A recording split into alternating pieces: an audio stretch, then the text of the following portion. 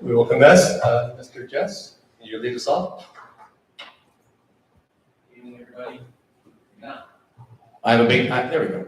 Good evening, everybody, and welcome to the board meeting scheduled for Thursday, October 12th. Can we please ask everybody to rise for the flag salute?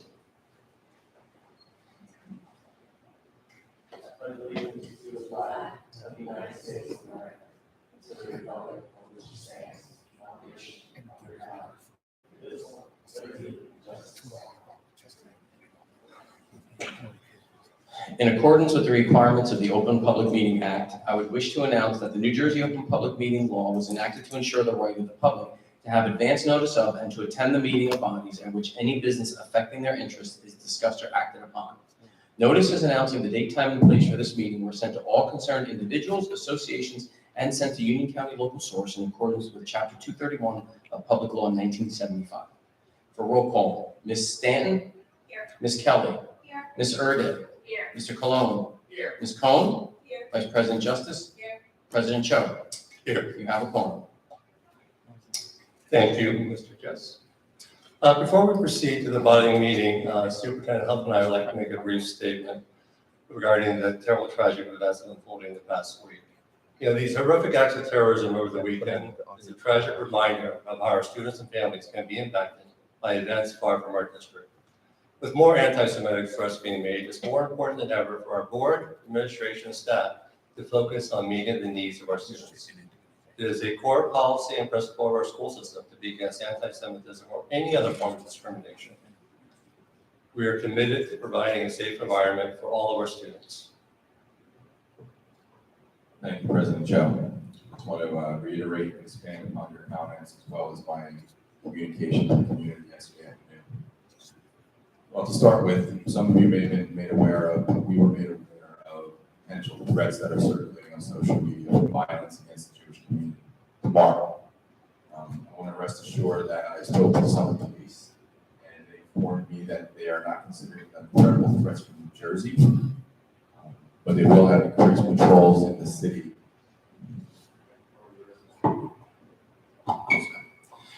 Is this better? Thank you. They will have increased patrols in the city as well, increased foot traffic through our schools. They try to get in there on a daily basis to begin with, but they're going to have a larger presence. And needless to say, safety of our students and staff in our schools is paramount. We work very, very well with the Summit Police, and I'm happy that they're partnering on this latest threat that's circulating on social media. And that takes me to my next comment.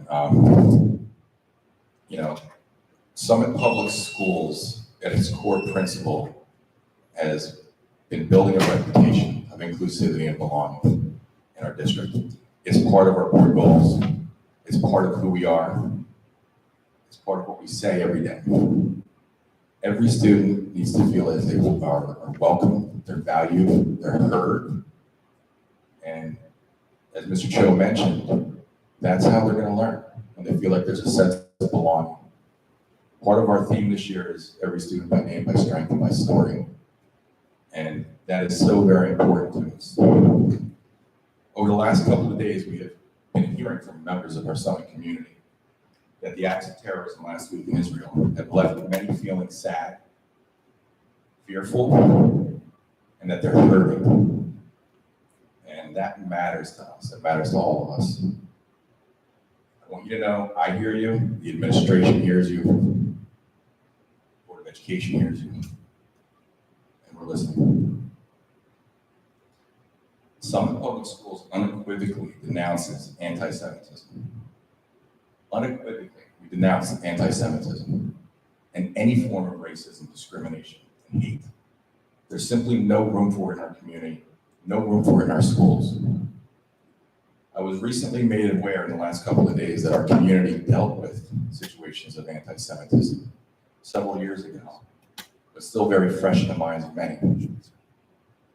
And I can assure you in these challenging times, when it comes to our schools, our staff, our students, we will not tolerate any acts of anti-Semitism. Summit Public Schools will continue to build unity, community, and a sense of belongingness. for our students, staff, and our families. That's who we are. It is challenging right now. There's a lot of emotion. Rest assured, that is our core principal belief, and we will stay on that path regardless of the challenges that we face ahead. As I said, we're very prideful for our diversity and the work that we're doing. We have approximately 49 languages spoken in our community, representative of 50 countries. It's our strength. We're better off for that. We're a unique community for that, and every voice needs to be heard. Everyone feels needs to be safe and supported. And when members of our community share how they're feeling, as I mentioned before, it matters to listening. That's important. I will be planning on following up my remarks here tonight with a written message to the public tomorrow.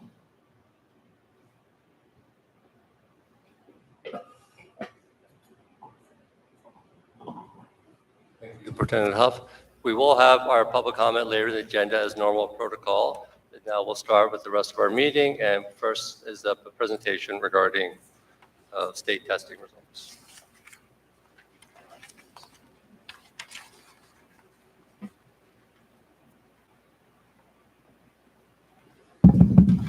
Testing, testing, testing.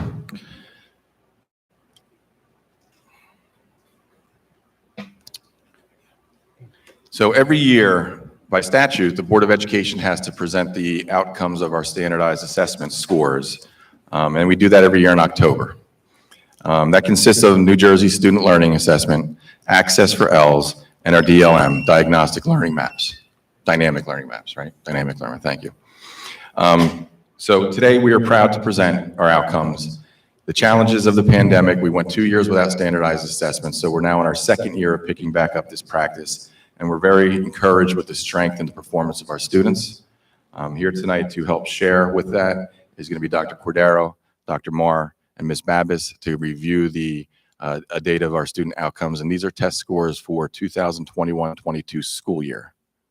I'm sorry, 22-23 school year. The assessment NJSLA was taken last spring. With that, I will introduce Mr. Cordero, Dr. Cordero.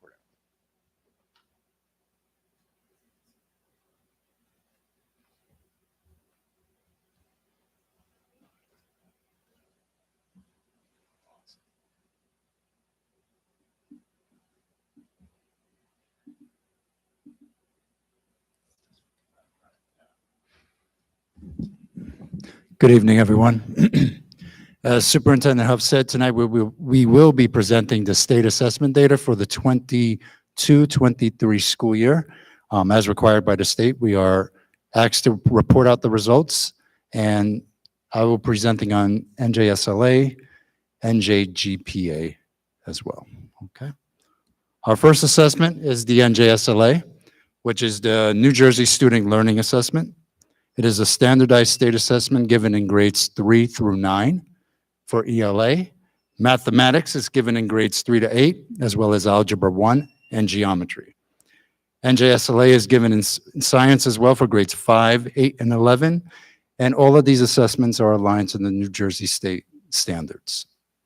There are 5 performance levels: did not meet expectations, partially met expectations, approached expectations, met expectations, and exceeded expectations.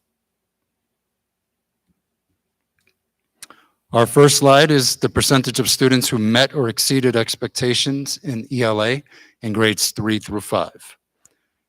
The gray bar is how the students performed in 21-22, followed by the maroon bar, which is the current last spring 22-23. And it shows our results. As you can see in grade 3, we had a 70% percentage rate of students who met or exceeded expectations. Now, it's very difficult to compare third grade 21-22 and 22-23 because it's different cohorts of students, correct? So if we're truly looking at this, we would look at the gray bar for our third graders in 21-22, and then we look at the maroon bar in grade 4 because that's the cohort of students we would be following. So as we're working in our schools, that's how we see if students are progressing, correct? We see that they are continuing to move forward.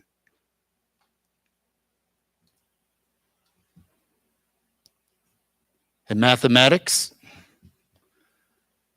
grade 3 was at an 80% proficiency rate. Grade 4 was at an 82%, and our grade 5 students were at a 74% proficiency rate for last school year.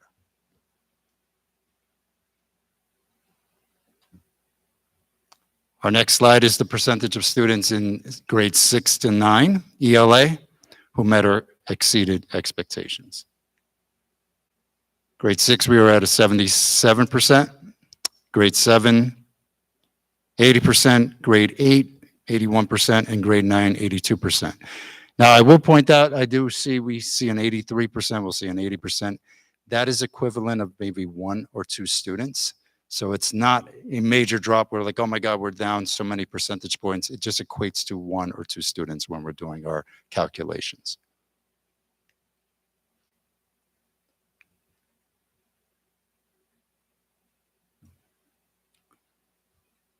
Our mathematics scores in grades 6 to 8. I know our numbers right away go to grade 8. So what I want to inform the room is our highest performers students in grade 8, basic general 8th grade math, they move on to algebra 1. So those students are removed from grade 8 math and they go into algebra 1. So it's reflective of the top of our students in algebra 1, which you see we're at 97%. We are happy, though, to see that in grade 8, we did see a rise from our 21-22 school year results. And something we are doing this year is we're piloting this year to get more students into algebra 1 is we're doing a pre-algebra course. First year of that with a cohort. Sorry, this mic's just getting on my nerves.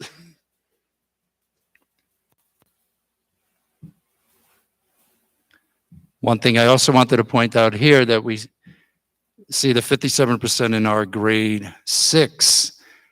And when we look at that across the state, we are down 2 percentage points, but across the state, it was also down. So then,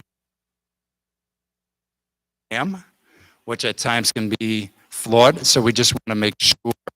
And we see that we also measure it across the state to make sure it's the same trend, which we are districts to ours and across all 6 grades within the state. So there was some flaw in the system of that exam.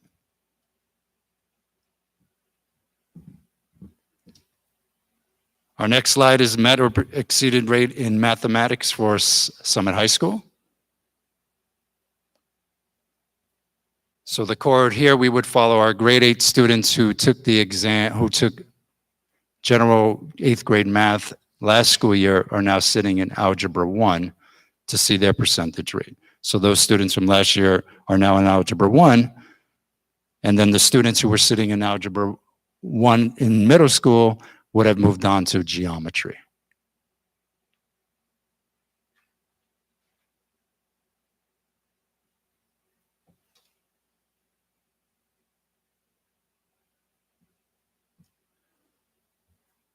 Our science scores for this evening, I just want to point out that science is a federally required state assessment administered to our students in grades 5, 8, and 11. And the focus here is different than just memorization of content. It's actually scientific process. What our hope moving forward with now with our STEAM initiative moving from 1 through 5, is that students will get more exposure to the scientific process, which we would then see higher results as they take the grade 5 exam. Since this is our second year of implementation across all elementary schools for the STEAM labs, we are going to really closely look at that and how students are performing to look at the 5th grade exam to see if it's actually students' exposure to that at an earlier age is now showing increased results as we get to grade 5. As well as grade 8 and 11 with the new initiative and the new STEAM spaces coming into the middle school and high school, we will also take a closer look at that since students will have more exposure to the sciences.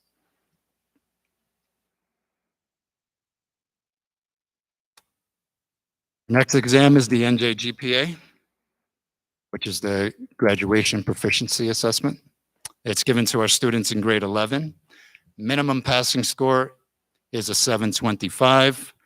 The test is aligned to grade 10 ELA, algebra, and geometry standards. And there are two performance levels. Either you're graduation ready or not graduation ready. Students, this is not the only way students can achieve graduation. If a student is unsuccessful in the sitting of a spring administration in fall, or in ELA or math, they have the option to retake that section in the fall of the following year.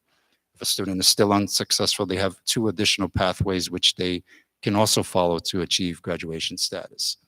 And pathway 2, which consists of multiple other assessments, including the SAT, the PSAT, and then pathway 3, which would be a student portfolio in grade 12.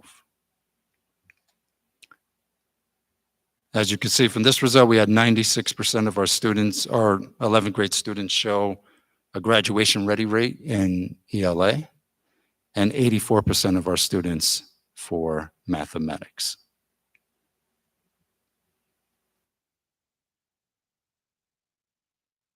Our plan for this year moving forward, school-based data teams are continuing to analyze evidence statement reports and grade level assessment data.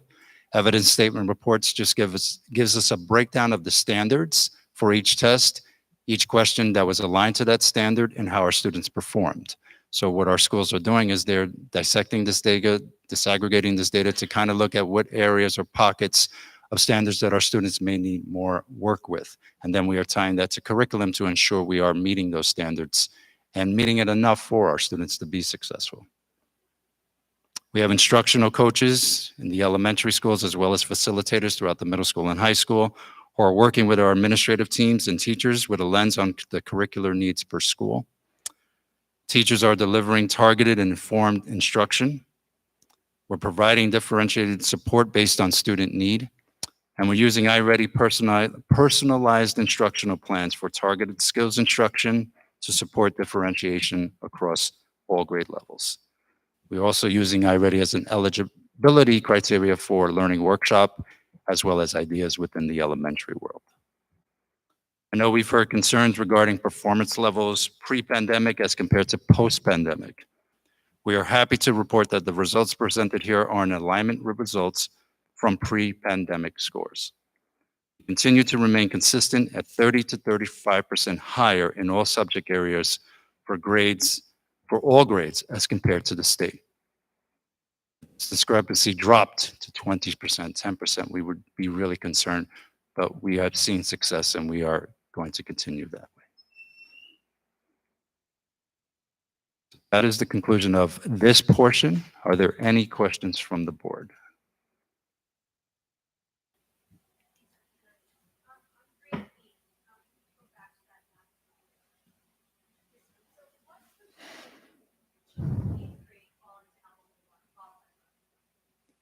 So what percentage of grade? Yep. Yep. I can get you that number. I don't have that offhand, but I can get you that exact number as soon as possible. Okay. Perfect. I can get you those hard numbers right after this.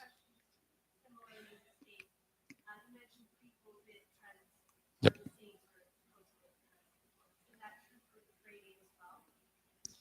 That is true for grade 8 as well. But so what we tried to do, and I didn't mean to cut you off, what we tried to do is 2 years pre-pandemic, 2 years post-pandemic. However, the assessment was different. It was the, what was the name of it? It was the PARC exam, which didn't really align to the NJSLA exam. So it was difficult for us to kind of look at the 2-year, but we were able just to roughly break those numbers down. And we did see that students were performing at very similar levels than they were pre-pandemic. I can get you those numbers roughly, so you'll have those. Any other questions from the board? Ms. Moore. Oh, thank you. Thank you. Thank you. Thank you. At least someone. I'm going to move this down and hope that it works. So I will be presenting this evening on Access for ELs. This is a assessment that's administered to our kindergarten through grade 12 multilingual learners who have been identified as English language learners and being in need of English as a second language support services. It's given annually. Okay, make sure the right slide's up. It's given annually to monitor students' progress in learning academic English, and it meets U.S. federal requirements of the Every Student Succeeds Act for monitoring and tracking the progress of our ELs.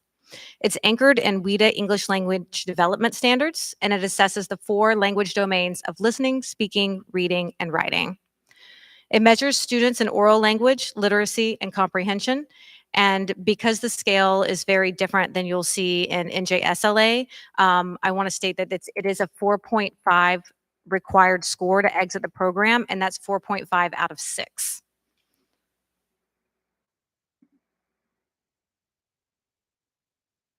Just a look at our multilingual student population, we have 175 students that were assessed last year for access.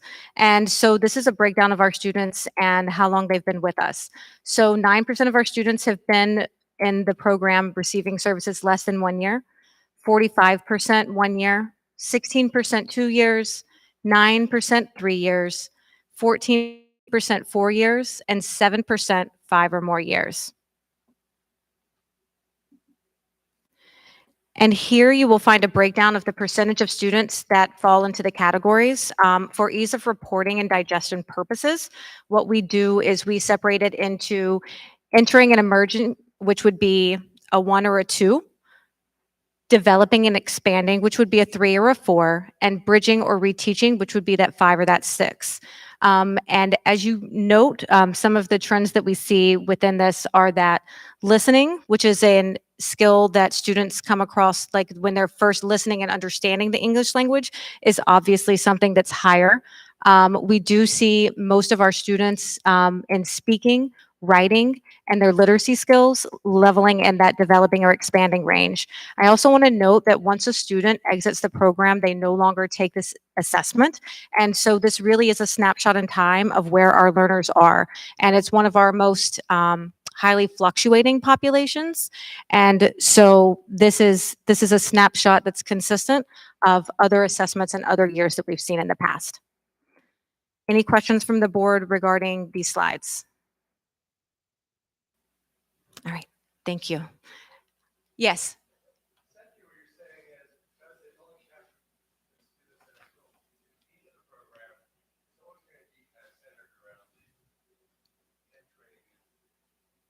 That's correct. That's correct, because depending on the proficiency level that a student enters the program in, they may only need these services for 1 year and move to proficiency. They may need longer. This also includes our students that have interrupted education that are here. So there are students that are lacking literacy skills in their native language that we are working to develop their skills in their native language simultaneously with the English language. Any other questions? Okay, thank you very much, and I'll turn it over to Ms. Babis.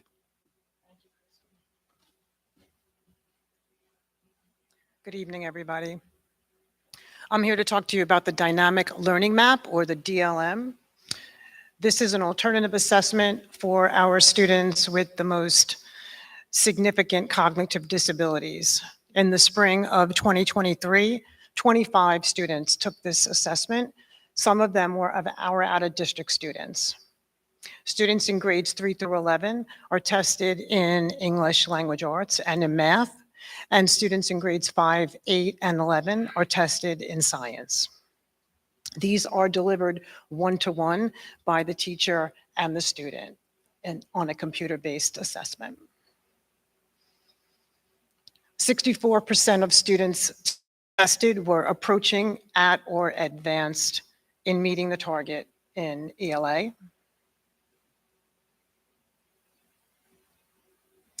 60% of students were approaching at or advanced in meeting the target in math. And 73% of 5th, 8th, and 11th graders tested were approaching or met the target in science.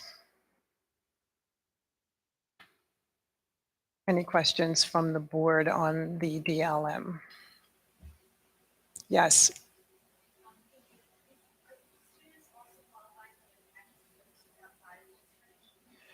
Can you repeat that question?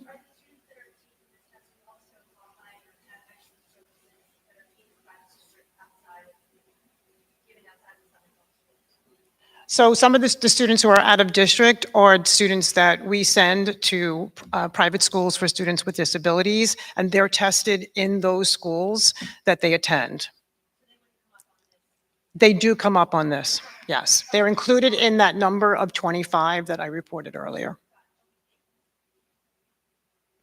Any other questions? Well, thank you for your time.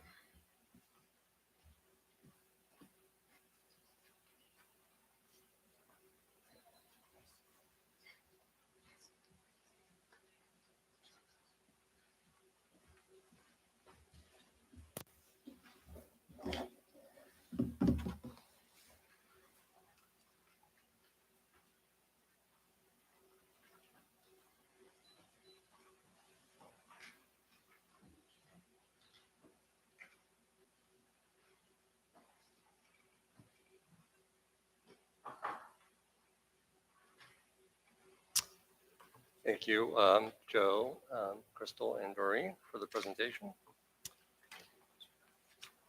So welcome everyone to our October board meeting.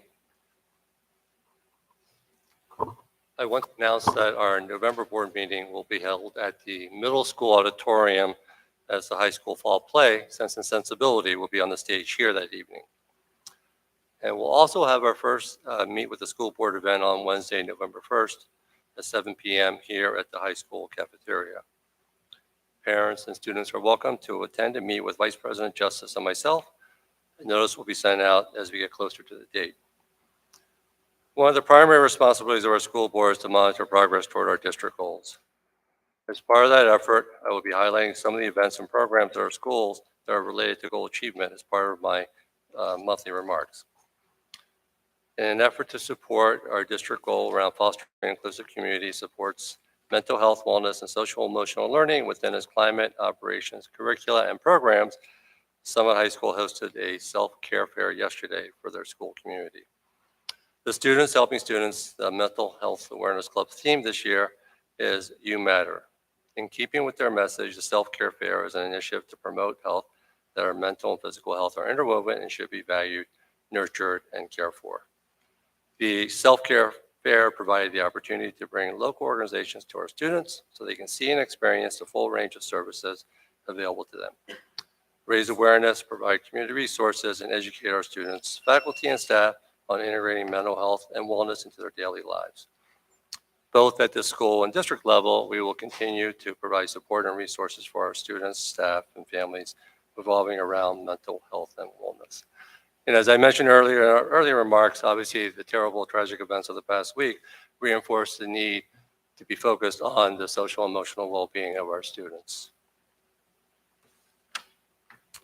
Learning is best accomplished when students and staff have a sense of safety and their mental and emotional needs are being addressed.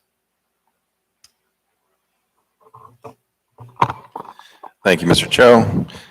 I can apologize for our sound issues. We are in the works for getting a new system, hopefully this year. So thank you for your patience on that. For my report, during the first week of October, schools celebrated the Week of Respect. Each school worked with school counselors to provide lessons on respecting others and ourselves. The purpose of Week of Respect is to teach students how to respect others, our school, our community, and ourselves, as well as how to prevent harassment, intimidation, and bullying. At Brayton School, they hosted a conflict resolution assembly. Many thanks to the Brayton PTO for organizing and funding the assembly. The children enjoyed it and learned some strategies on how to solve a conflict. At Washington School, they celebrated Hispanic heritage. Parents came into the gym and set up displays of artifacts from their countries. Students then visited with their parent volunteers to learn about Hispanic countries all around the globe. In Washington, the annual Wellness Walk at Washington Elementary School is happening tomorrow. This is a great opportunity for students to take a break during the day, go outside, walk around the track, and focus on their mental health and wellness, and be with friends. At Franklin, every classroom at Franklin Elementary School starts the day with a morning meeting where students greet each other, share news, and engage in community building activities. This practice is being implemented this year to support the social and emotional wellness and mental well-being of our students. At the middle school, thank you to everyone involved in planning and organizing the Stokes trip for our 6th grade students. This was the 50th anniversary of that special trip where they take a sleepover trip to Fairview Lake YMCA camp. At the high school speech and debate team won 3rd place sweepstakes out of 269 schools, 1,289 entries from 33 states at the Yale Speech and Debate Tournament. Congratulations to our 2024 National Merit Scholarship. I don't want to glaze over that. I am going to the next item. It's very often I am reading the outcomes of our speech and debate team, and it's simply amazing, as well as many of our other activities. But that's a big one, and that's very well done. And as well as this, congratulations to our 2024 National Merit Scholarship semifinalists, Cameron Valdez, Scott I. Young, Isabel Estupian. Over 1.1 million juniors and 21,000 high schools entered the 2024 National Merit Scholarship Program by taking the 2022 preliminary SAT National Merit Scholarship qualifying test, which served as an initial screening of program of entrance. The nationwide pool of semifinals, representing less than 1% of U.S. high school seniors, includes the highest scoring entrants in each state. Summit Public Schools celebrates high school students Emma Gummy, Dean Moriello, Nikita Shakurov, and former Summit High School students Lydia Broad-Benaire and William Johnson for earning a perfect score on the college level advanced placement exam in the spring of 2023. Quite an accomplishment. Peer leaders recently went to Fairview Lake YMCA camp for their retreat. The retreat is a chance for our peer leaders to get to know one another, begin building connections. They do several team building activities that help highlight leadership skills. And in the world of arts, last week, SHS Marching Band performed for middle school students. The band students at the middle school were invited to practice Thursday night with the high school band, where they learned marching band basics, some pep tunes, and even got to march on the 2023 halftime show. Summit High School Theater will present its hilarity, charm, and gossipy fun of Jane Austen's classic romance, Sense and Sensibility, November 16th, 17th, and 18th, right here in the high school auditorium at 7 p.m. Tickets are available online for purchase starting October 17th. And that concludes my report. And thank you. And as many of you know, the hiring season in our school system isn't necessarily confined to one in particular month or two. It's pretty much all season. And we like to recognize our new hires as we welcome them to join our educational team. And this month we have one new hire. Some months it's heavier than others. But I would like to announce Jamie Katzenberger, social worker, who will be working in the Special Services Department district-wide, who will be board approved here tonight. Stand up, Jamie. I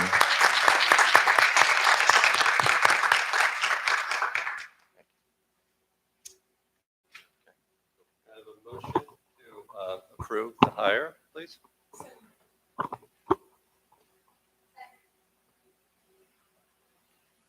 Ms. Stanton? Yes. Ms. Kelly?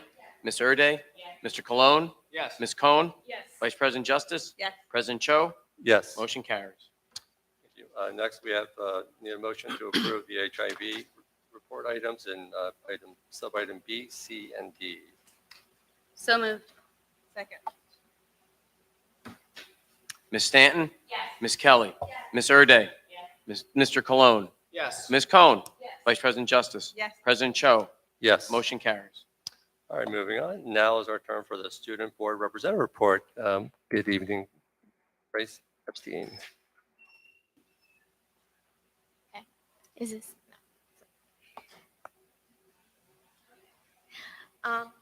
So to start off, the fall sports seasons are coming to an end. However, they've been extremely successful this year. Hilltopper Weekend was held on October 5th through the 7th, and it consisted of a field hockey game, a girls volleyball game, and a boys soccer game on Friday, and ended with a home football game on Saturday, in which they did win. Varsity girls soccer had a Pack the Stands event on Tuesday, October 10th at 6:30, in which they won over Cranford. Field hockey's varsity and JV team played Sayreville yesterday, and both teams won, making the hour-long drive very worth it. Varsity and JV volleyball had a pink out game today after school to support breast cancer awareness. And both JV and varsity wore pink to school and during the game to support the cause. Girls varsity tennis played in the semifinals for state against Milburn today at 2 p.m. And cross country had a meet yesterday at Oak Ridge Park for the Union County Championship, and the girls team got third. 56 girls have also signed interest for flag football in the spring, a brand new sport coming to the high school, as well as they have an interest meeting tomorrow. Student Council has also been putting in great effort to get students involved with not only the school, but also with their peers through many activities. Our first pep rally will be held by the Student Council during the day tomorrow at 11:45 a.m. It will consist of many games like the three-legged race and the tug of war to encourage school and class spirit. Name That Tune is Student Council. They have introduced a Name That Tune contest in where students are able to identify the songs on the loudspeaker that play every Friday between class periods on a Google form. If they get them correct, they actually win a gift card to a local business. There have also been a variety of new clubs this school year which have benefited our student body. However, some of the clubs that have been highlighted this month are the Thrift and Sustainability Club, which is a brand new club that has opened a thrift store right outside of the lunchroom. The shop consists of gently used, trendy, and free clothing for students to shop during lunch. As well as Quintessence having their first meeting last week, they are Summit High School's award-winning literary arts magazine that has been around since the year 2000. They feature arts and writing from Summit High School students, and their goal is to celebrate the arts at Summit High School. College hunting has also been a major topic within the student body recently. With juniors and seniors trying to find the right schools for them, there have been many opportunities to meet with college representatives from a variety of colleges during free periods. This allows students to show demonstrated interest and learn more about potential schools in the future. Thank you, board members, for listening, and I look forward to the upcoming meetings. Thank you. Thank you, Grace, and we look forward to seeing you the rest of the year. Mr. Jess, any items or additions or revisions to the agenda? No, Mr. Cho, there are none. Thank you. Now we'll move on to our committee reports, and we'll start with the Education and Student Activities Committee.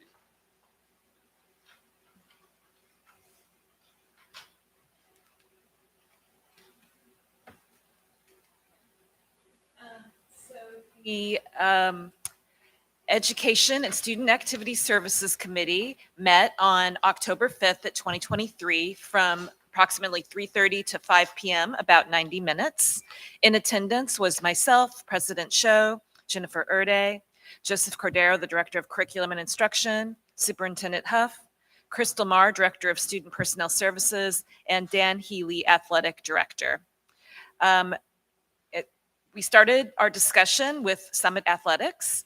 Dan Healy, the Athletics Director, gave the committee an overview of the Summit athletic programs. He began with a review of demographic data. Diversity in participation is strong across race, ethnicity, and gender. The department is being intentional in its outreach about opportunities for students in athletics to Spanish-speaking families. Through grades 6 through 12, the district offers 33 sports with 75 total levels, a very high number for a district our size. He spoke about the department's work with athletic trainers and Overlook Hospital to make certain all students have access to necessary sports-related health services, regardless of insurance status. He also spoke about flag football, which is growing statewide. The turfing of the lower high school field, which is part of our bond project, will allow room for Summit to be able to start a flag football team, and it will start as a voluntary club this spring. The committee discussed various trends in participation in sports. The committee also discussed the partnership with the city that allows the school district to offer such a wide array of sports. The school district and the city work well together, and without this unique partnership, the athletic program would not be as successful. It was noted that in the 2024 niche ratings, Summit School District was rated number 6 in the state overall and number 3 in athletics, which is quite an accomplishment. We also talked about the second topic that we talked about was the 8th grade Washington, D.C. trip. Superintendent Huff shared information on the 8th grade trip to Washington, D.C. He noted that there were concerns about the trip coming out of last year and that he felt the work done by Mr. Ciferni and his team over the summer to address those concerns was good work. That being said, when it was brought to the families, the district learned how much the trip meant to them. With this new information, the district revisited its concerns, and with some new options and changes to address the concerns, the trip to Washington, D.C. will be able to take place. Third topic that we discussed was the state assessment report. The committee reviewed and discussed the state assessment reports, which we also reviewed in this meeting. The reports included the NJSLA, NJGPA, Access for ELLs 2.0, and the dynamic learning maps. These reports are required by New Jersey State to be presented to the Board of Education. Fourth, we discussed the MTSS update, which is the multi-tiered systems of support, which was reviewed and discussed by the committee. The review included the long-term goals through 2027 and the commitments and expectations for 2023-2024 school year. And finally, other items. Superintendent Huff shared that after review, it was decided not to put forward for board approval a high school trip to China because of concerns about political unrest. Alternatives are being considered. The trip to Ecuador that was approved a few months ago by the board is also researching alternatives because of unrest in the country.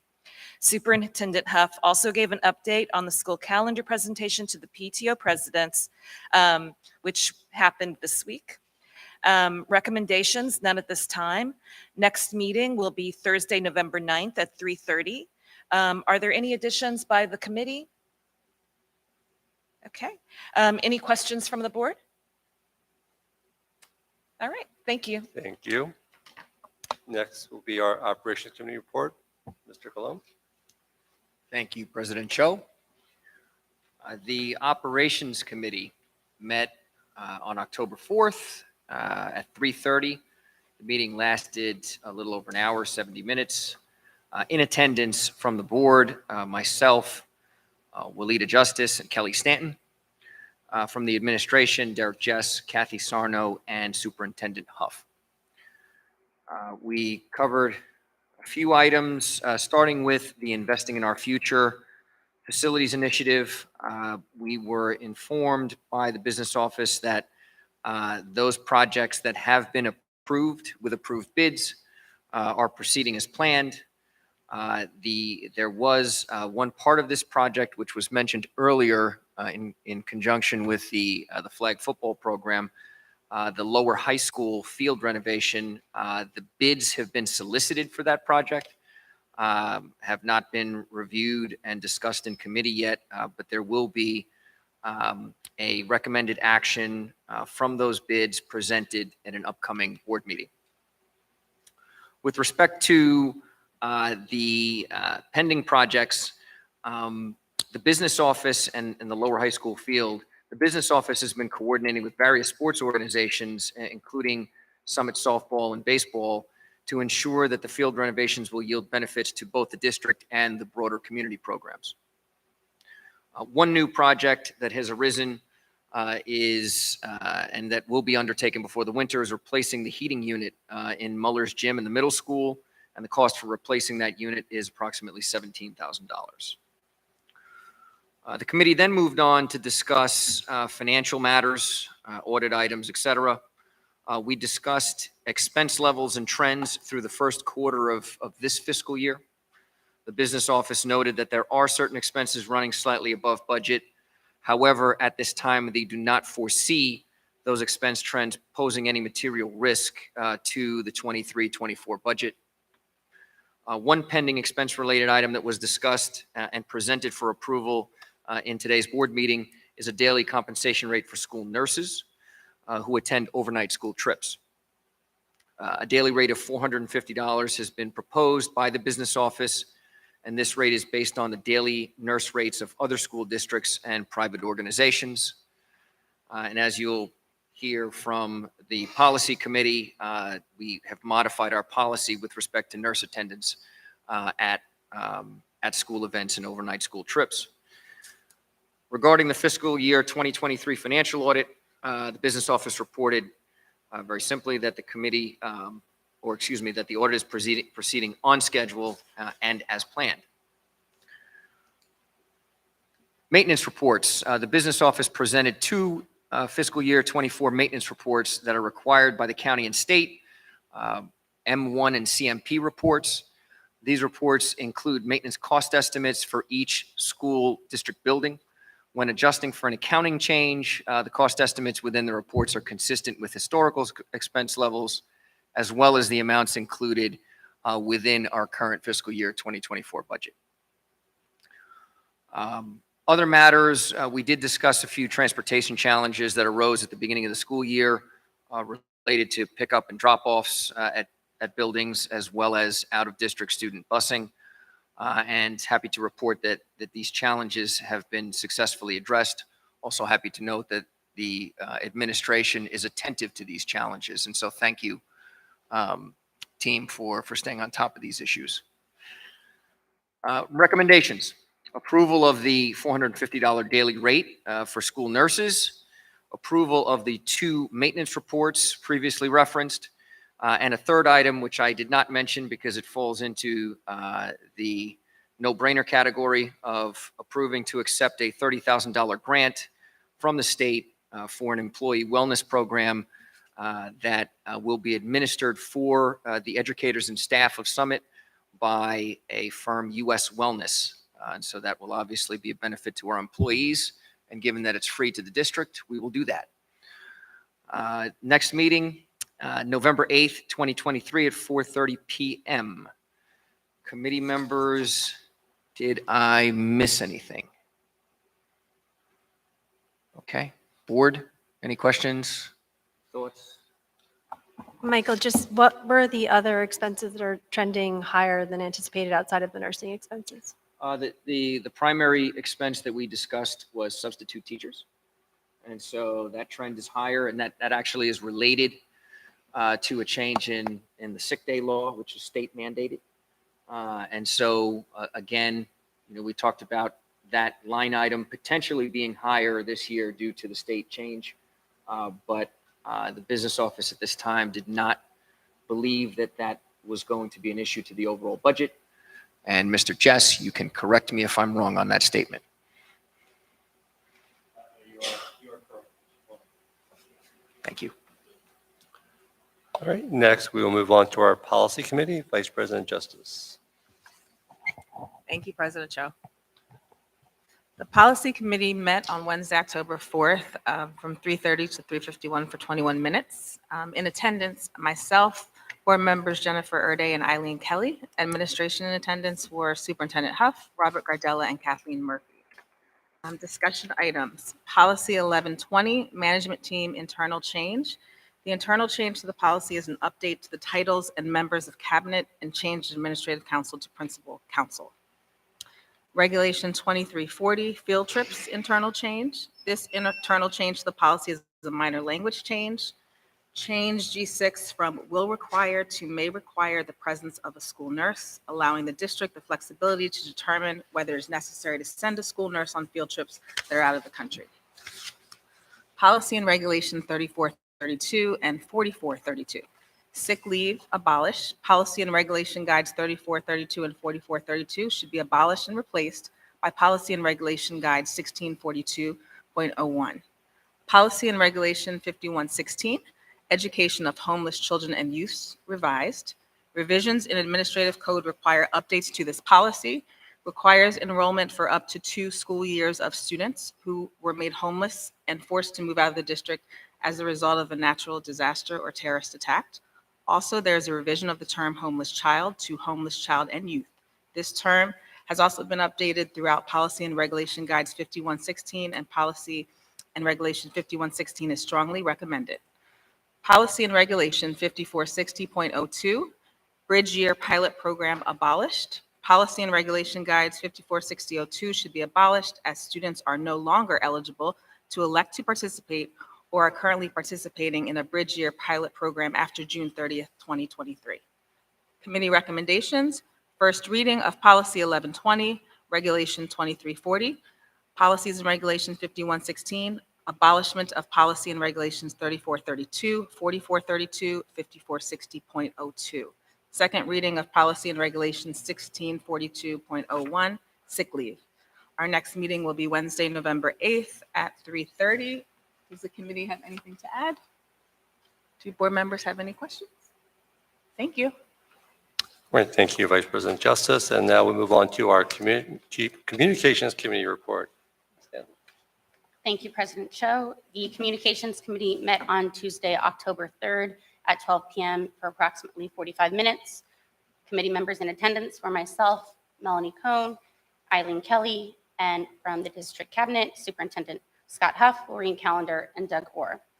We began with a review of ongoing projects, in this case regarding electronic communications. The first of those was Director's Digest. This document is sent out twice a month, every other Monday, and contains updates from departments at the district level. It is sent to Administrative Council, which includes district admin, principals, assistant principals, and supervisors. The second electronic communication was the Staff Circle. This is sent via SMORE to all personnel the first Wednesday of each month and includes updates from various departments and district-wide messages related to goals or initiatives. The third communication was in relation to the Summit Scoop, which is sent via SMORE to all parents and personnel on the last Thursday of each month. It contains highlights from the district, schools, and classrooms. Based on the feedback from the 2023 communications survey, we are now including additional updates from various departments like curriculum and student services. The second thing we talked about was mentioned earlier by President Cho during his opening remarks, and it is coffee with the board president. President Cho will be resuming this activity, inviting members of the public, as well as 1 or 2 board members, like Vice President Justice, to join him for coffee on 3 different dates during the school year. These coffees will serve as an opportunity for community members to interact with board members, get to know them, and ask questions in a relaxed, casual setting. The first coffee is scheduled for Wednesday, November 1st in the SHS cafeteria at 7 p.m., and additional coffees will be tentatively scheduled for sometime in the winter and spring. The last thing we discussed was public comment protocol. Our public comment protocol at board meetings aligns with statute. However, we would like to expand on this to ensure that the public receives recognition for their comments and questions. To do this, our District Communications Officer, Maureen Callender, will be taking notes during public comment. Example, name questions being asked. And upon the closure of public comment, Superintendent Huff, Business Administrator Derek Jess, or President Cho will provide additional insight to the topics presented and will confirm that the appropriate and applicable administrator will touch base and follow up to answer any questions that you have. Our next meeting is Tuesday, November 7th at 12 p.m. Questions, comments, or additions from the board? Great. Thank you, Ms. Stanton. Next committee is the Negotiations and Personnel Committee. That is on an as-needed basis meeting. However, we did meet last month, September 20th at 3:30 for 45 minutes.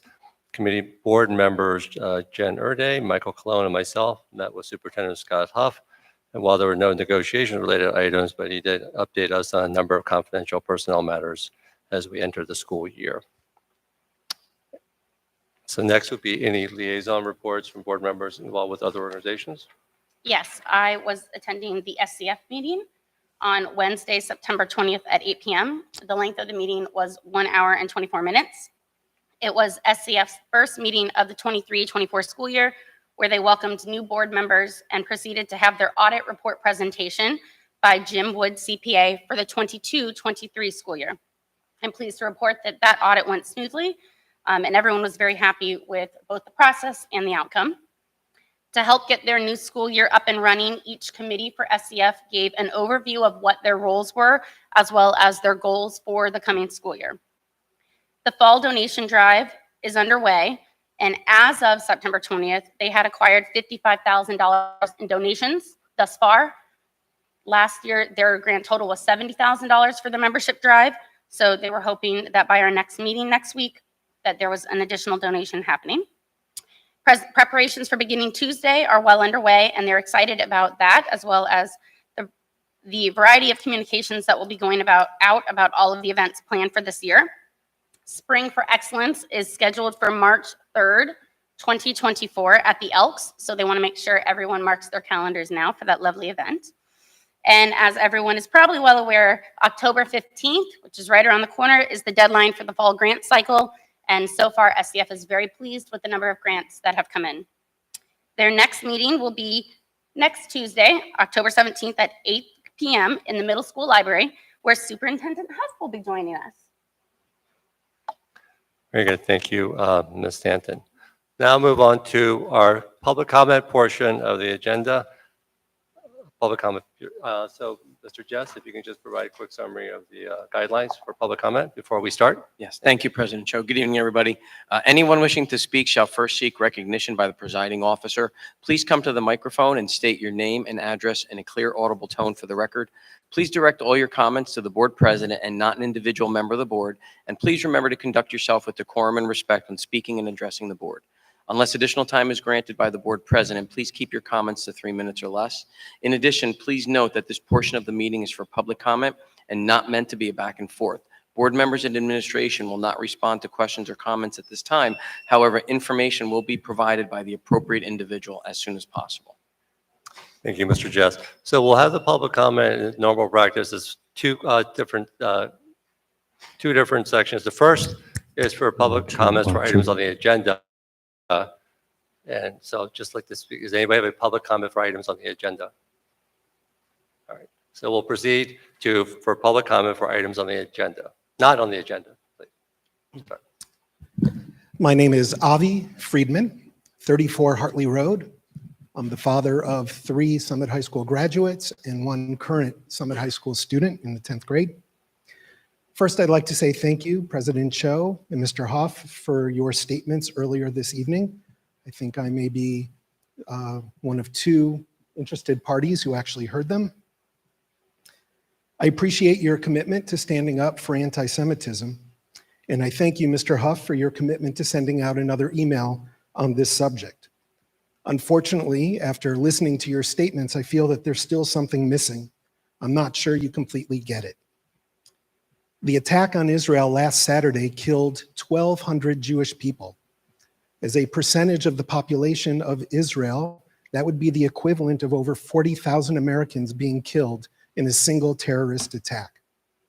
Imagine an American terrorist attack that killed 40,000 people. This was Israel's 9/11. Now think back to 9/11 here. Imagine a school district sending out an email that started with the words, "Like you, we continue to be deeply saddened by the violence and the loss of lives in the US and Afghanistan." If you find that sentence laughable and insulting, then you are beginning to understand how the Jews of Summit feel. In addition to Mr. Hoff's letter, all of the principals, with the exception of Dr. Banker, followed his lead in writing letters that did not mention the words terrorism, anti-Semitism, or Jews. They need to write new letters also. If the leadership of this school district cannot look at what happened last Saturday, more Jews murdered in a single day than any day since the Holocaust, and recognize it as anti-Semitism, then we have a problem. Whether intended or not, the Summit Public Schools' communication on this subject deeply hurt the Jewish community. You made things worse and not better. You erased the anti-Semitism of this horrible attack, and in so doing, you minimized our grief and our pain. How can the Jewish students and families of this district turn to the administrators of this district and ask you, trust you, to identify anti-Semitism right here in this community if you didn't recognize that as anti-Semitism? I listened to a lot of data about test scores earlier this evening. This was your test. How do you think you did? In Judaism, though, we believe in apologies, repentance, and second chances. I hope that you will take advantage of the opportunity to do better with your second chance. I will tell you that your statements today, which were offered to an empty auditorium, were insufficient, and I look forward to seeing better communication on this issue in the coming days.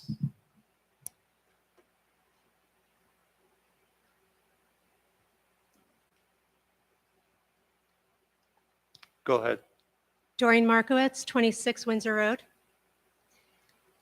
Yesterday morning, I received emails from fellow district parents disappointed by the deafening silence and lack of support from our district leadership.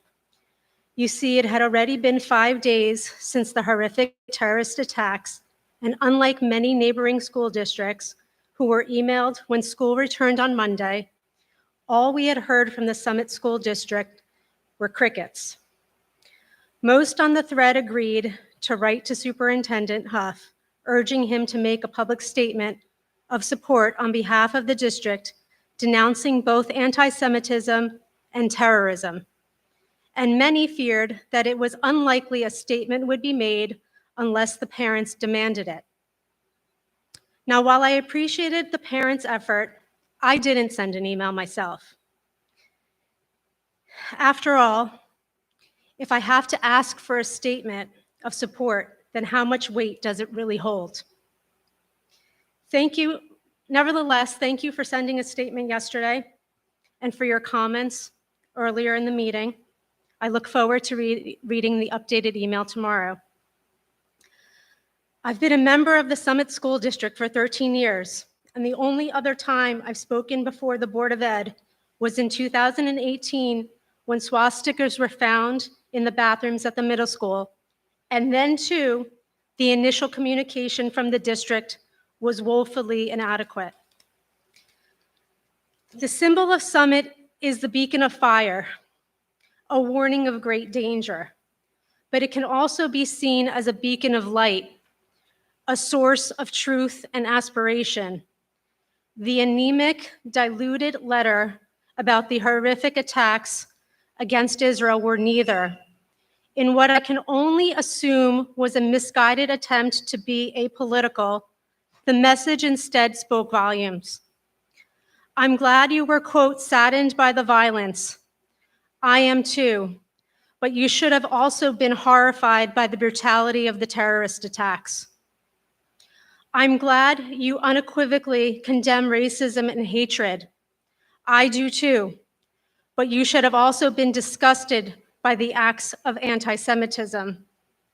I'm glad you are proud to celebrate Summit's diversity and inclusivity, but if you cannot say the words terrorism, anti-Semitism, or even Jews in an official statement about the largest slaughter of Jewish people since the Holocaust, then how unified are we really?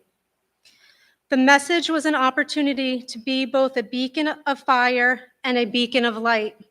Instead, it just left me feeling empty, cold, and even more heartbroken than I already am. We need to do better next time, because sadly, I fear there will be a next time. Thank you.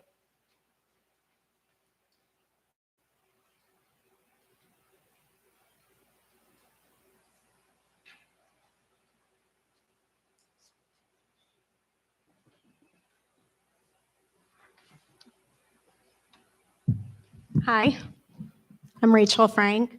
I have 2 children in Summit Schools, Aiden and Alice. I have a 8th grader and a 6th grader at the middle school. Hi, Scott. First of all, I want to thank you for your swift reply and response yesterday.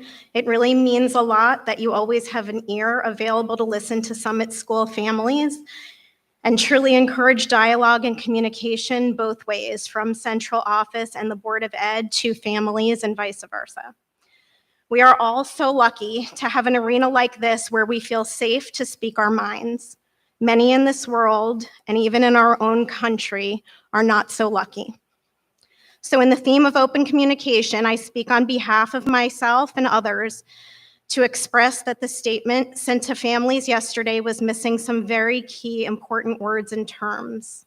This might sound nuanced and picky, but it's not. On October 7th, Hamas terrorists entered Israel. They hunted and they killed innocent men, women, children, babies. dismembered young concertgoers, murdered entire families, and kidnapped dozens of civilians. We are perplexed why you chose to use ambiguous terms, violence and the loss of lives in Israel and the Mideast region, rather than name them.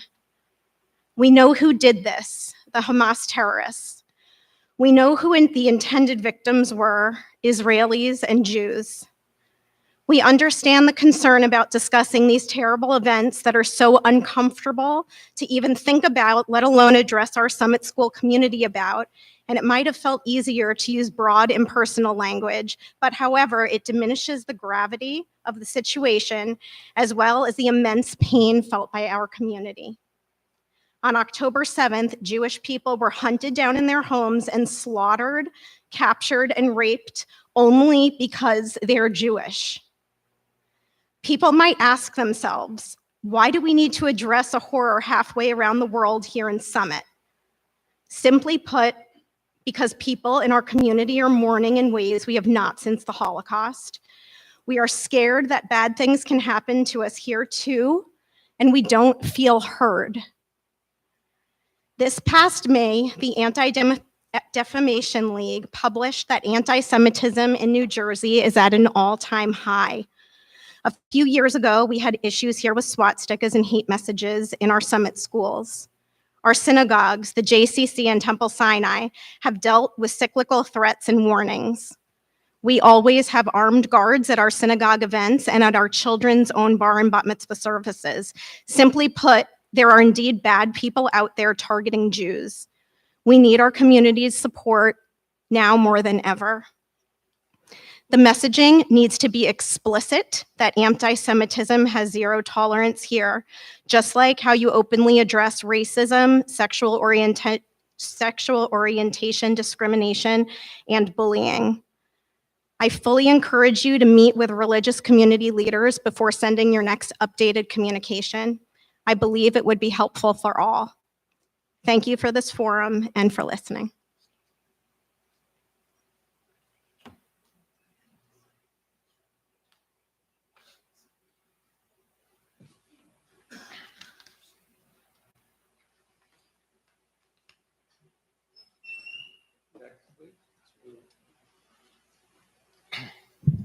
Hi.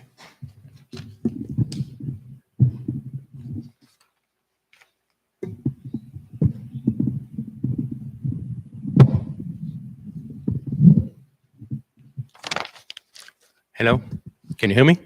Yes. Hi, I'm Yoav Shargil from 6 Canobrook Place. I want to address Mr. Huff, an Emmy email from yesterday, when he wrote, "We continue to be deeply saddened by the violence and the loss of lives in Israel and the Middle East region.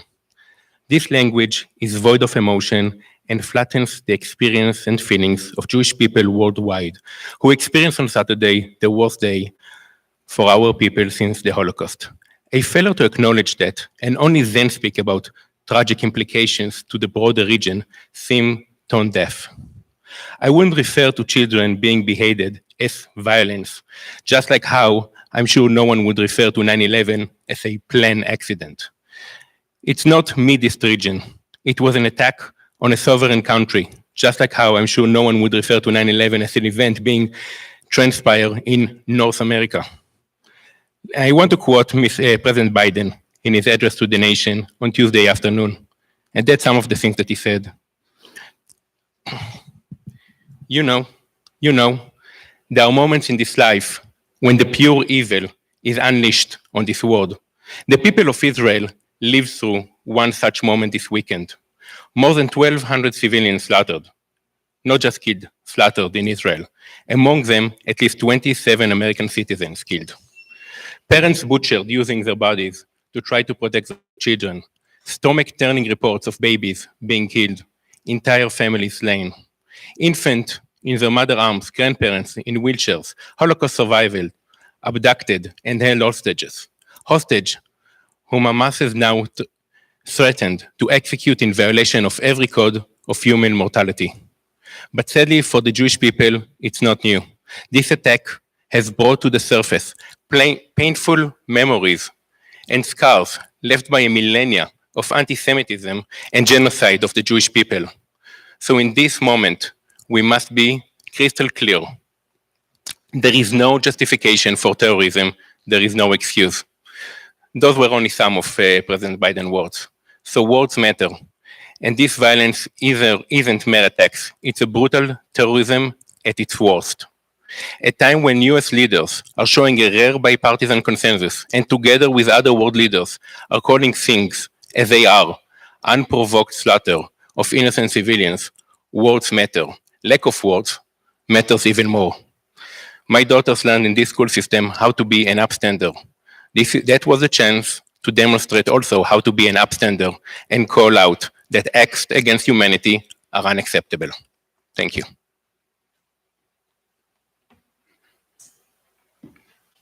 there anybody else that would like to step up and make a comment,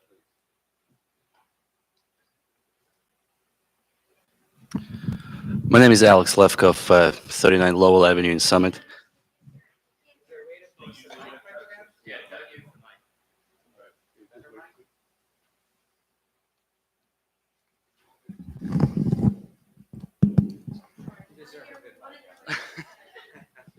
Hopefully this one is better. Can you hear me better now? All right. My name is Alex Lefkoff. I'm here with my wife, Helena. We're from 39 Lowell Avenue in Summit. Our son here is in high school, as my daughter was before she graduated. We were here a couple of weeks ago for open night, parent night. And the first class we attended is Holocaust and Genocide Studies. This is what my daughter took. My son is taking this important class.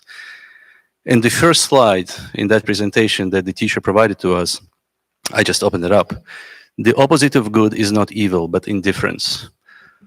I don't think our community is indifferent, but the comments my friends and neighbors provided here, I echo their perspective. I don't think we're strong enough.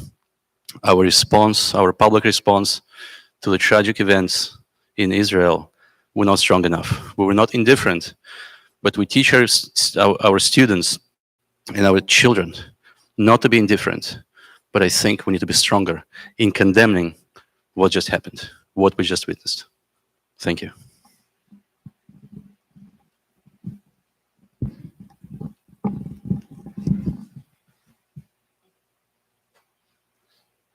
I think I'll just talk loud. Is that okay? So you can hear me? It has to be, okay. All right, I'll try and see if this is okay. I'm Lacey Cotter. I live at 123 Summit Avenue in Summit.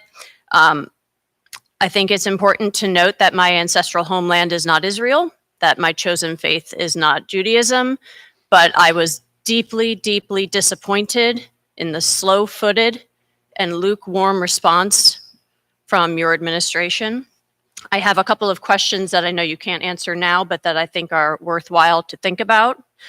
Was there an emergency meeting of the Communications Committee to craft a response to the community about this violence that was playing out in the Middle East, to make sure that you were using the language that we needed to hear? I think that would be a very important, if that didn't happen, I think that next time something of this magnitude, and it's going to happen again, that is something that the Board of Ed should be doing. Additionally, was there a formal briefing? I'm not sure that that has been expressed.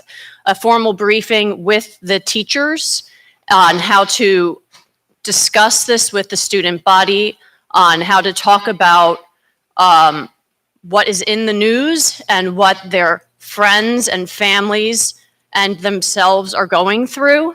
I'm a mother of 4 that have come through and are going through the Summit Public Schools, and I feel like there are kids of parents just like me who have friends that are really hurting and they don't know how to talk to their friends about it. And I just happen to be a mom that talks to my kids about all the stuff, but not all the parents are talking about all the stuff all the time. And that ends up being the role of teachers so often. So I just really hope that those pieces are in place. Any member of this community who is in a position like me, who's Christian, knows what our friends are going through right now. People are aching.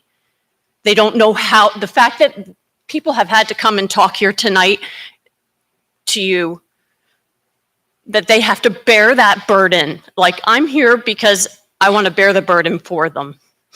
I'm so deeply disappointed in this administration. I hope that tomorrow's letter is stronger, more forceful, uses the right language, the language that these people are here, that I'm here asking you to use. Thank you.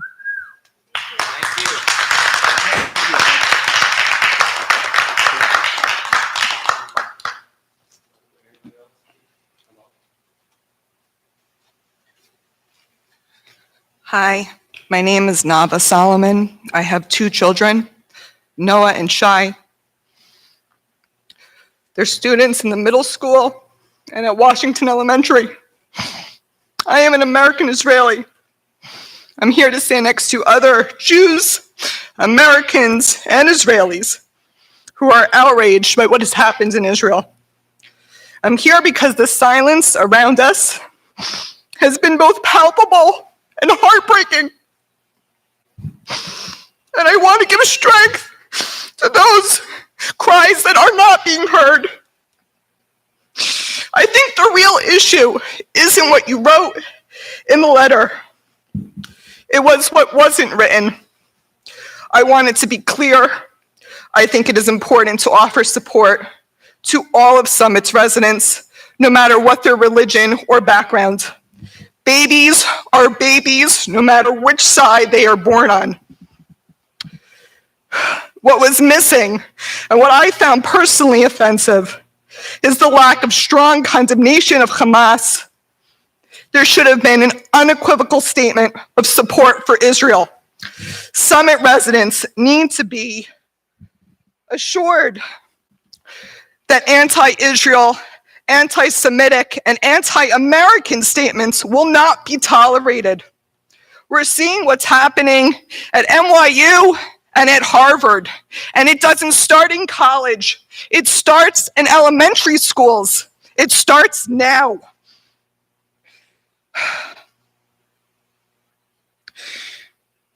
Summit schools, when speaking about these moments now and in the future, must continue to condemn hatred against Israel and the Jews.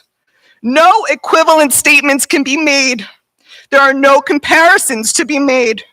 There is no justification what many have called a second Holocaust. You cannot stand neutral in the face of hatred. There is no neutrality for racism when dealing with racism. Maybe some of you haven't heard, but Hamas is calling for a jihad against all Jews everywhere in the world tomorrow, October 13th. We need this community to stand strong and united against anti-Semitism, and we need it to stand strong with Israel. Thank you.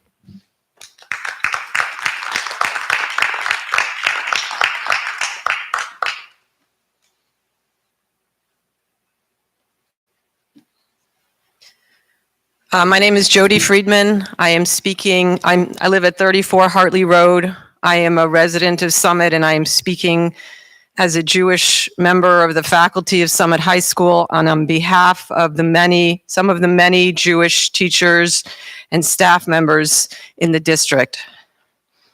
It has not always been easy to be a Jewish teacher in this district.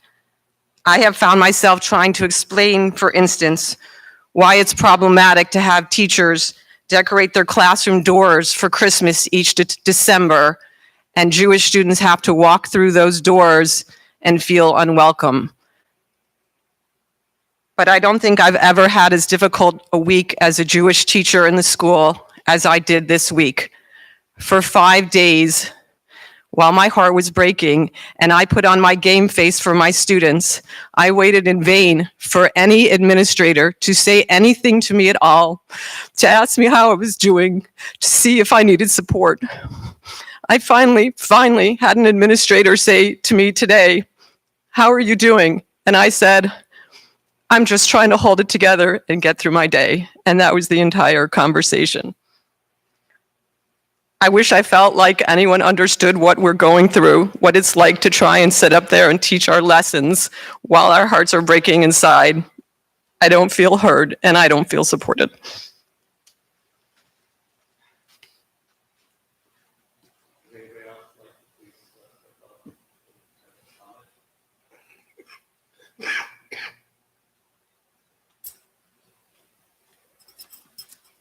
Hi, I'm Dana Ewing. I live at 57 Montrose. And I have 3 Jewish children, 2 in the high school and 1 at Washington Elementary.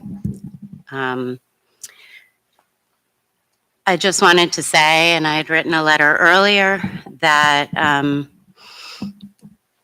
as a member of the Summit Jewish community whose grandparents are survivors, whose mother was born in a German refugee camp after the Holocaust, and who has many, many family members in Israel right now, I was incredibly disappointed and shocked to not find a single mention of the word anti-Semitism, terrorist attack, or Hamas, and can only assume that this was deliberate, lumping intentional, premeditated murder, kidnapping, beheading, and rape of thousands of Jews, or 1,000+ Jews, does not, in my mind, fall under the general auspices of violence in the region. And by doing so, I think it minimizes the atrocities being perpetrated against Jews around the world and within our own country. As we all know, anti-Semitism on school campuses has seen an exponential rise over the recent years, with swastikas and other anti-Semitic symbols found on the walls and desks in our own community, schools which my 3 Jewish children attend. We must call this out in the clearest terms possible. As was voiced by our president, the Hamas attacks were the deadliest day for Jews since the Holocaust. I hope that there will be an updated email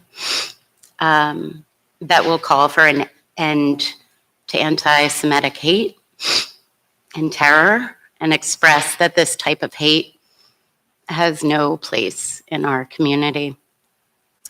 And I came in late, but in response to what I've also heard about, oh God, it sounds terrible. Tomorrow, I am curious as to what, if anything, we're doing to protect our students. Thank you.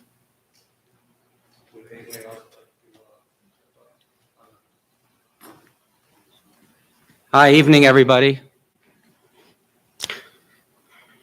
Thank you for sitting through this and hearing us speak today. And I am not going to use this mic if that's all right with you. I will simply just speak loud. Thank you. So, look, thank you for the initial email that was sent in response to the recent world events. While we appreciate that you took this action and how difficult it can be to find the right words, I did want to share just a few thoughts, and thank you in advance for the consideration of these. So, as a proud American and also a member of the Summit Jewish community, I and my wife, who have 2 kids here in the Summit school system, were shocked, we were disappointed to see that the actual topic at hand was not directly addressed within the letter. You've heard many times from folks here in the community who I wholeheartedly agree with and also empathize with, and I will not repeat it, what has happened in Israel. And much of what has happened has been swept up in this very big, broad generalization of, quote, violence in the region. Again, not directly calling things what they are. Something I and my wife work very hard with our children to help to educate them on. Call things what they are in life. Find truth and work from there. So by doing this and sweeping it under this broad generalization, it minimizes those atrocities being perpetrated against the Jewish people in Israel, around the world, and within our own country. And it only empowers those that seek to foment hate and destruction in Israel and at home here in the US and in Summit, New Jersey. Anti-Semitism on school campuses has seen this exponential rise over the years. You've heard about it here, reiterated again. We see it when our kids come home and speak to us about it. It's not something we bring up every time that comes up. I don't want to play victim all day. I don't want my family to do that either. But these things come up. What is the point of freedom and democracy if we refuse to take a clear and decisive stand for that freedom and democracy? Here at home and for our allies, Israel being the only democratic ally of the United States in the Middle East. No matter what you may agree or disagree with, or anyone in this community may agree or disagree, no democracy has a perfect arrangement. What are we communicating to our children and to the residents of Summit? What are we trying to teach them? This is the time to stand with Israel. This is the time to stand with our Jewish neighbors. This is the time to stand unequivocally against terrorism and unspeakable brutality. Our president is doing so. And I wouldn't say whether Democrat or Republican, irrelevant to me. He's standing for this, and that speaks volumes. No disagreements or disputes over politics, religion, or the direction of a democratically executed state, such as Israel, can ever justify what happened there, ever. We would never stand for it here, would we? So, as superintendent and as those folks here for the BOE, you have the opportunity to lead from the front on this critical issue. And we would greatly appreciate your sending another letter so that this community may see your moral resolve. Thank you very much for your consideration, for hearing me out, for hearing all of us out here today. Can't tell you how much it means. Thank you.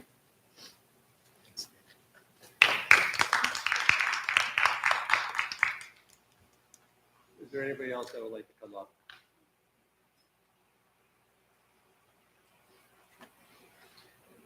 Just double checking, anybody else would like to speak? Thank you. Member Smith, would you close public comment before? So kind of a motion to close public comment.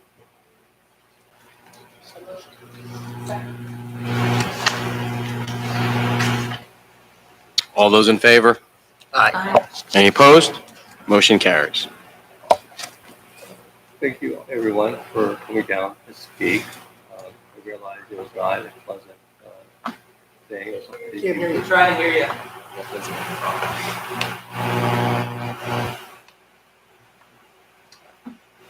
Start over. Thank you, all of you. Thank you, all of you, for coming down and speaking this evening and communicating to us your views and perspectives. I realize it was not something you wanted to do or never felt comfortable to do, and maybe a challenge. But I appreciate the feedback and hearing directly from you about the concerns. Speaking for all the board, it's always important to get the feedback about what the community thinks.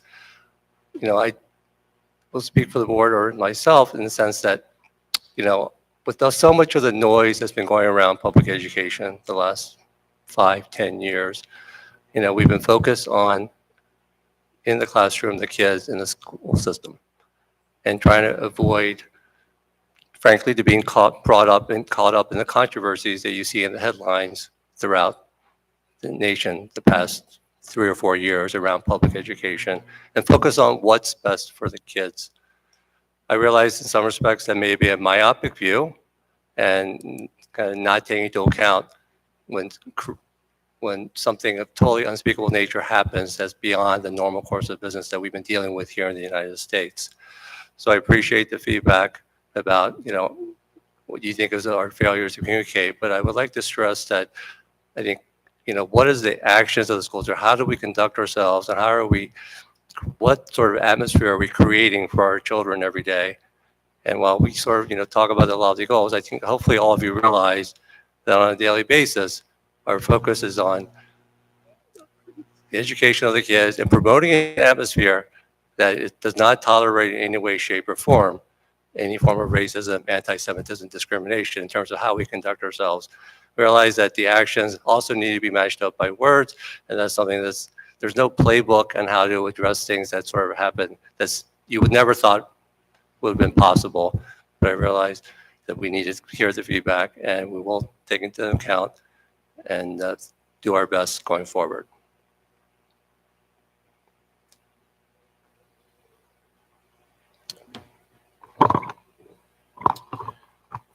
Thank you all for your comments, and as some of you missed our opening remarks, I encourage you to go back and watch them if you can.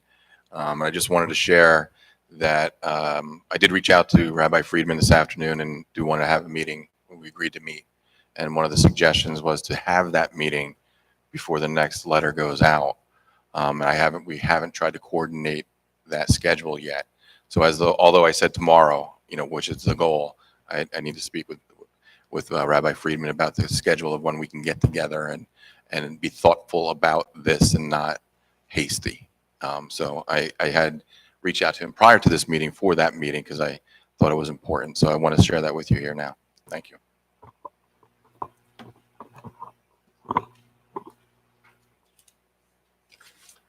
All right, now we will proceed with sort of like the boring business part of the agenda. So we'll start with item 11, the approval of the board minutes. Need a motion to approve the board minutes?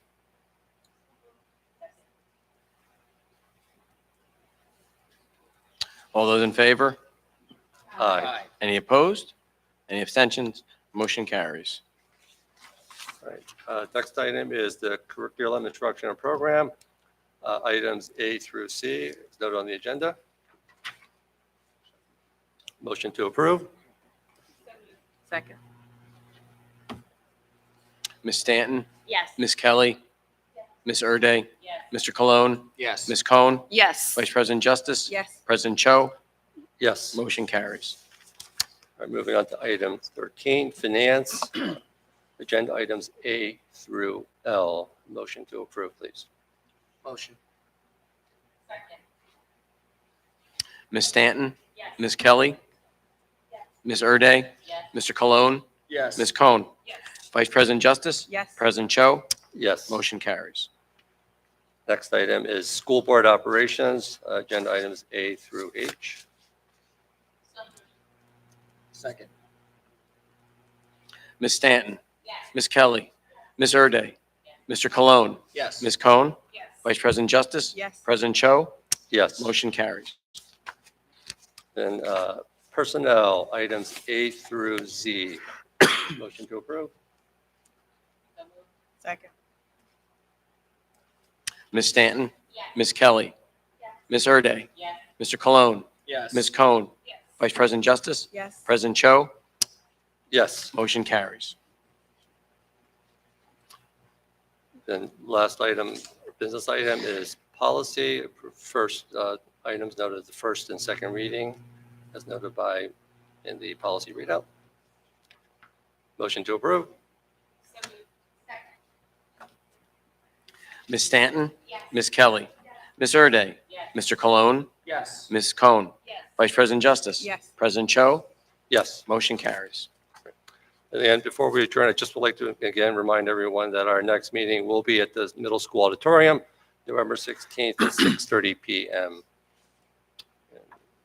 Motion to adjourn? Do we just adjourn? Or- Yes, you have a motion from Ms. Kelly. All right, motion to adjourn? All those in favor? Aye. Any opposed? We are adjourned at 8:06. Thank you. Meeting is adjourned. Thank you, everyone, for coming down.